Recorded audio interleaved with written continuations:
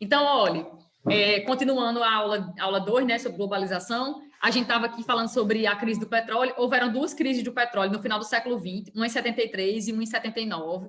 Essas duas crises, os economistas da época colocaram culpa no keynesianismo, porque na doutrina keynesiana, né, onde o Estado está ali intervindo maciçamente na economia, criando regras, né, subsidiando ali as empresas, enfim, regulando o comércio, no keynesianismo. E aí os neoliberais começaram a dizer que a culpa dessas crises do petróleo era por causa do keynesianismo, que, na verdade, os governos deveriam adotar uma outra doutrina econômica para a questão de funcionamento do mercado, né? Do mercado. Que deveria ter uma mão invisível ali no mercado e tal, regulando o próprio mercado, e que o Estado deveria ser um Estado mínimo. Que é um Estado mínimo? Um Estado que não precisa estar regulando a economia, apenas em momentos específicos ele surge ali para resgatar. Então, algum momento de crise econômica que começou em tal país, se alastrou por outros, o Estado vai lá e tenta injetar dinheiro na economia, injetar dinheiro em bancos, recuperar algumas empresas. Em momentos específicos, né, o Estado ele chega para intervir. Então, no neoliberalismo, o Estado é mínimo, tem essa ideia do Estado mínimo, e no mercado existe uma mão invisível regulando ali aquele mercado, que a gente sabe que não tem mão nenhuma, né? Enfim, o mercado ali se regulando. E aí, a partir dessas crises do petróleo, começaram a dizer o seguinte: olha, eu acho que o keynesianismo não está dando certo e, portanto, vocês deveriam adotar outras medidas do neoliberalismo, né? O primeiro país a adotar o neoliberalismo, por incrível que pareça, não foi na Europa, não foi, embora a gente fale muito da Margaret Thatcher, né? A primeira-ministra, a ministra britânica, né, do Reino Unido e tal. Tem até um filme, A Dama de Ferro. Quem já assistiu A Dama de Ferro? Que fala dela, da Margaret Thatcher. Ela é a Dama de Ferro. Quem não assistiu, assista. É muito bom esse filme. Fala do neoliberalismo. A Dama de Ferro. Embora a gente fale muito dela, né, como foi um dos primeiros países do mundo a adotar o neoliberalismo, assim como os Estados Unidos também na década de 80 foram um dos primeiros países também a adotar medidas do neoliberalismo, mas aqui a gente fala muito do Chile como o primeiro país, na época que era o Pinochet, né, que era o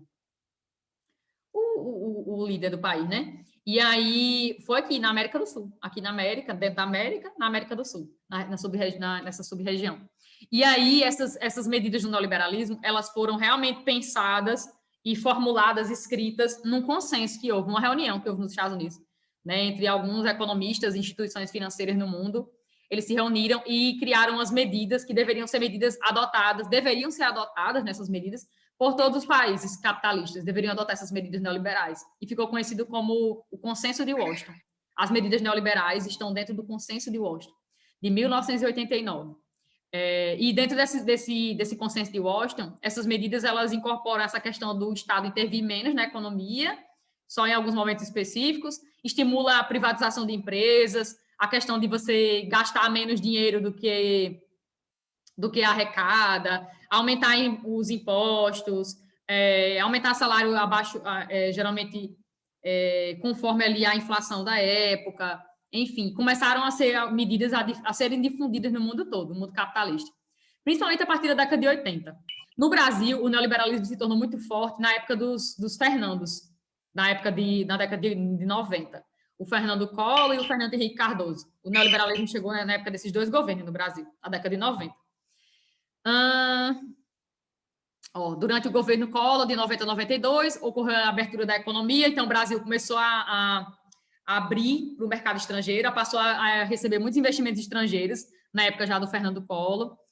E nessa época a gente passou a fazer o quê? Reduzir imposto de importação. Então a empresa vinha para cá, a empresa estrangeira vinha para cá, e ela passou a se beneficiar da redução de imposto para comprar peças de fora, para produzir aqui, né, e exportar produtos mais baratos, na época do Fernando Collor de Mello. E na época do Fernando Henrique Cardoso, de 94 a 2002, foi uma época que houve muitas privatizações no nosso país. Inclusive, eu passei para vocês, quando vocês faziam o segundo ano, eu acho que eu passei, um documentário chamado Distopia do Capital. Está disponível no YouTube, também muito bom, recomendo que assistam de novo. Se não assistiram, ou se assistiram, assista de novo. Que mostra essa época que houveram muitas privatizações, tipo a época que a Vale, né, a Companhia Vale do Rio Doce, que é uma das maiores empresas de mineração do mundo hoje em dia, quando ela foi privatizada, foi nessa época aí, dos Fernandos. E mostra, né, toda uma série de empresas que foram vendidas, que eram nossas e que foram vendidas para o capital estrangeiro. na tentativa do Estado sair da economia, né, liberar a economia para o mercado exterior, para atrair investimento privado, né, de pessoas de países variados e até aqui dentro, começou a vender muitas empresas. E agora a gente está tentando, o governo atual está tentando reavivar isso aí, né, tentando vender algumas empresas também. Tipo, se falou muito agora na privatização dos Correios, né, no Brasil. De início eles falam que há necessidade de vender uma empresa como essa, porque o sistema não está funcionando bem, porque o Brasil precisa de dinheiro a curto prazo para investir em setores específicos e tal, enfim. Mas a gente sabe que é uma coisa muito ruim a privatização da empresa, porque a empresa é nossa, então todo aquele dinheiro que ela ganha deveria ser revestido em políticas públicas, em saúde, educação, para a gente, para o brasileiro, né?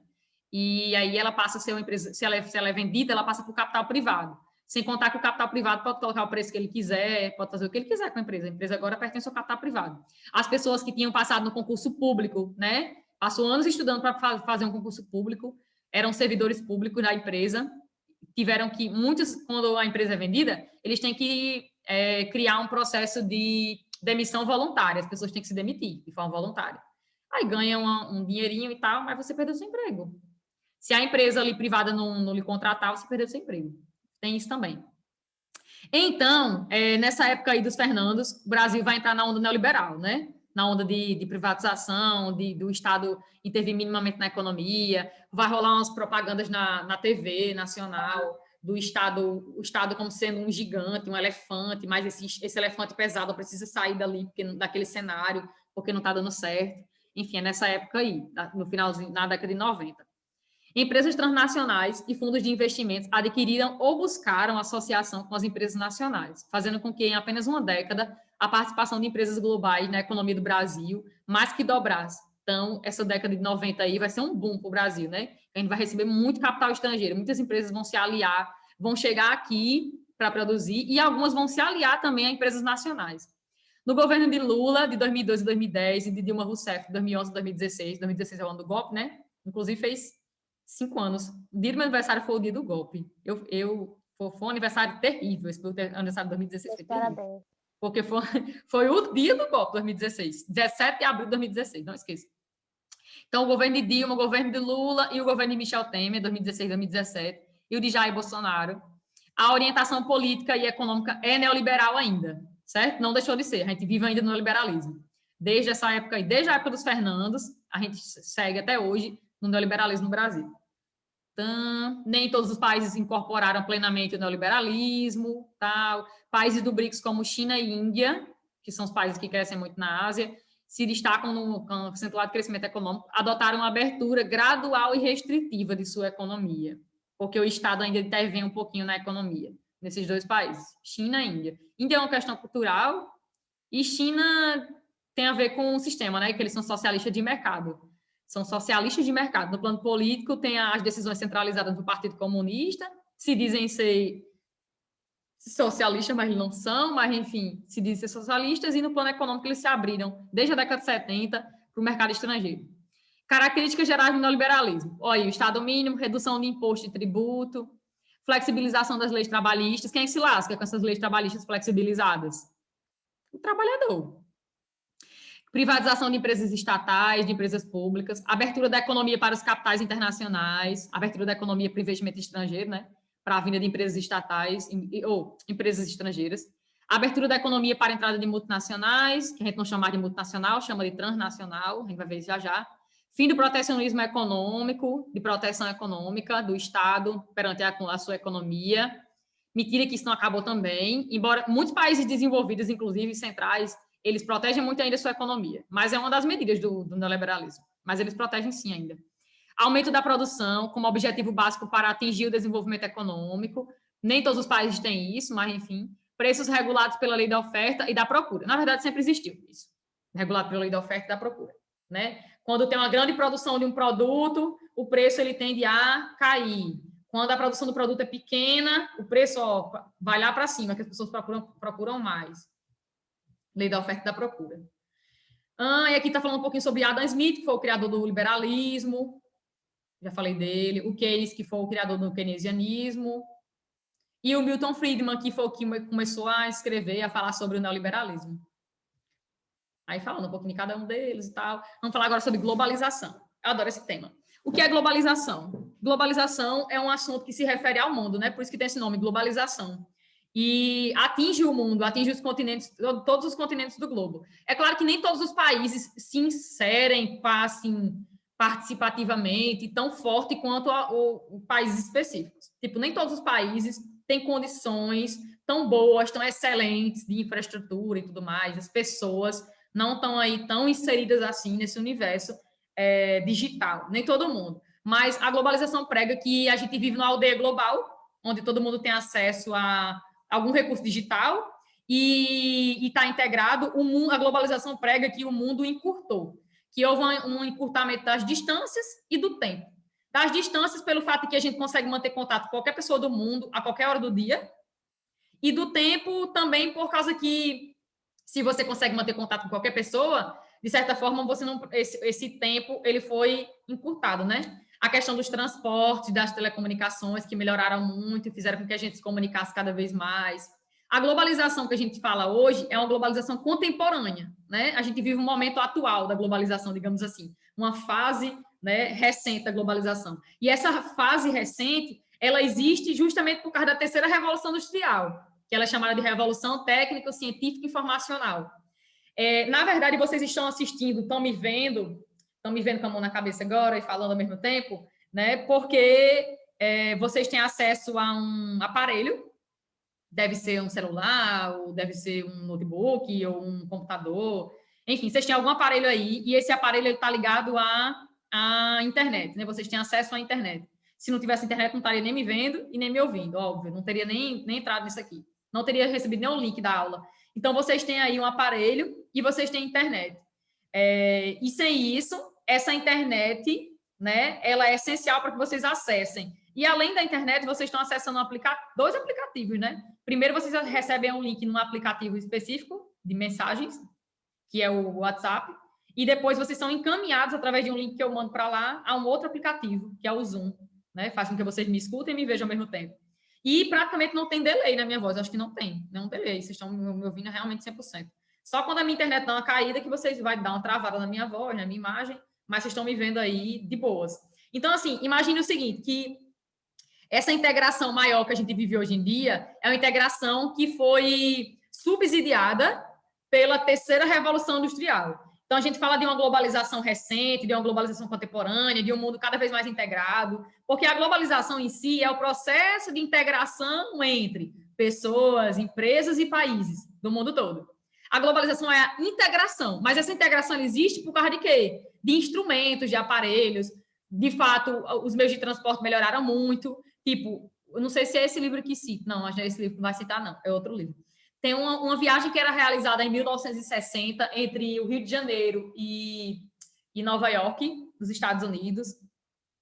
Durava, em média, 2 dias, em 1960. E essa mesma viagem hoje de avião dura algumas horas, 12 horas. Né? Houve uma melhora também no nosso momento atual, com a terceira revolução. A terceira revolução ela melhorou muito, tanto a questão das telecomunicações, quanto também os transportes. Então, hoje em dia, a gente viaja, e o tempo de viagem diminuiu, porque os transportes melhoraram.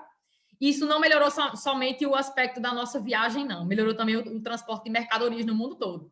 As mercadorias que são passadas de um local para o outro, né, ocorrem de forma muito mais rápida. Embora, óbvio, a maior parte das mercadorias ainda são transportadas por transporte marítimo, né?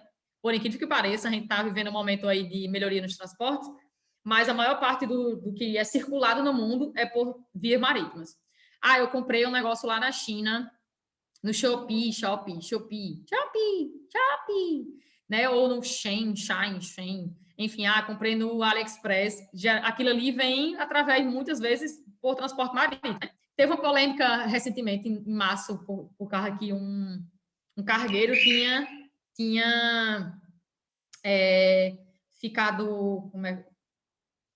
ficou atrapalhando o trânsito ali no canal de Suez, né? O canal de Suez é o canal que liga o Mar Mediterrâneo ao Mar Vermelho. E é um dos canais mais movimentados do mundo, porque pega ali Europa, Ásia e África, um dos mais movimentados.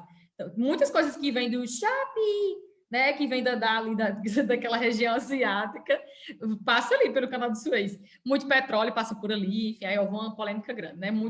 Houve uma fila de navios ali para transportar produtos.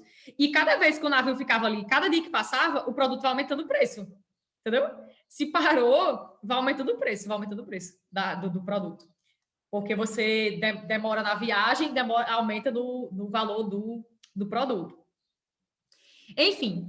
Então, houve uma melhoria no setor de transporte, que fez com que houvesse uma maior circulação de pessoas, mas de mercadorias também entre o globo todo, a partir dessa terceira revolução. E melhorou também a questão da telecomunicação, porque a terceira revolução, ela começa no período da Guerra Fria também, né? Começa nesse período da Guerra Fria, da corrida espacial, da corrida armamentista e tal. É nessa época que vai ser inventado ali a internet, é nessa época que a gente vai começar... É claro que a internet não começa a ser criada para a gente, né? A internet não foi criada para a gente em si, especificamente, porque a geografia serve, em primeiro lugar, para a guerra. Mas, com o tempo, ela passou a ser utilizada e, hoje em dia, a gente fica assim, meu Deus, como era o mundo sem internet, como era o mundo sem rede social, como é que era? Como é que funcionava? Ai, meu Deus do céu, e eu fico meio assim de dizer, eu vivi nesse mundo, viu? Minha adolescência foi nesse mundo sem internet. Não, mentira, eu peguei ainda na minha adolescência, porque eu comecei a acessar rede social em 2006. 2006. Tava aí com os meus 13 aninhos. 13 aninhos, pegou minha adolescência. Minha adolescência foi com a internet. Mas a infância não, né? A infância foi toda sem internet. E como é que o povo se comunicava sem internet? Aí você tem que ir na casa da pessoa. Na casa da pessoa, para se comunicar. Ou então, mas já existia na minha infância telefone, né? Já existia, mas tipo, não era todo mundo que tinha condição, não. Que era uma coisa cara. Era cara. Antigamente tinha muito lan house, né? Tinha lan house. Pronto, 2006, quando eu comecei a acessar, foi na lan house. 2006 em uma lan house. Porque na minha casa, a gente comprou o computador, o pai comprou, mas a gente não tinha condições de pagar a internet. Tinha o computador, mas não tinha internet. Você tinha que escolher. Aí a gente usava o computador para jogar, ou então para digitar coisa, trabalho. Enfim, era assim, meu filho, a vida era assim. 2006. O jogo da fábrica lá que tem de produzir bolo. Produzir bolo? O negócio era difícil. Então, assim, a integração que a gente tem hoje bem forte, né, entre as pessoas, todas não, entre as pessoas no mundo, entre empresas e entre países, é uma integração recente, né, uma integração aí que data de 1970, que é com a terceira revolução industrial. Foi a terceira revolução que criou os aparelhos, as inovações e tal, tecnológicas, e fez com que a gente se integrasse nesse mundo aí que está cada vez mais globalizado, né? Globalização é a integração, mas essa integração existe por causa da terceira revolução, é isso que você tem que entender. E essa globalização, como eu falei, ela tem fases, né? A gente vive uma fase atual, que é a fase contemporânea, mas a globalização em si, esse processo de integração entre o mundo, começou entre os séculos XV e XVI, com as grandes navegações. São as grandes navegações quando Portugal, Espanha, os ingleses, os franceses começaram a se lançar em alto mar em busca de rotas comerciais para se chegar até as Índias. Foi ali que o mundo passou a ser integrado. Ah, não, Beatriz, por quê? Porque as grandes navegações foi o pontapé inicial para a invasão da América, a colonização da América, o início da colonização da América, que foi no século XVI, começou no século XVI. Aí a América passou a ser colonizada, passou a ser explorada, essa exploração requeria uma mão de obra, essa mão de obra foi trazida de forma forçada, né, da África, do continente africano. Então, pessoas foram escravizadas, pessoas foram trazidas de um continente para o outro de forma forçada. Passou a haver uma conexão da Europa com a América, com a África e também com a Ásia, porque os realmente portugueses, espanhóis, enfim, chegaram até a Ásia, né, para comercializar ali na fonte com os asiáticos. E aí passou a haver um comércio globalizado, o mundo passou a ser globalizado ali entre os séculos XV e XVI, com as grandes navegações, colonização da América, exploração migração forçada de pessoas da África e também com comércio na Ásia. Então, a globalização ela é antiga, ela não é recente, não. Ela realmente começou há muito tempo, né? Entre os séculos XV e XVI, pelo menos aí há uns 5, 6 séculos ela começou. Então, mas hoje a gente vive uma fase atual, né? Que a gente estava falando dela até agora há pouco. Fenômeno econômico. Sim, aí a globalização está dizendo aqui que é um fenômeno econômico, mas ela não é somente um fenômeno econômico, não. A globalização não existe só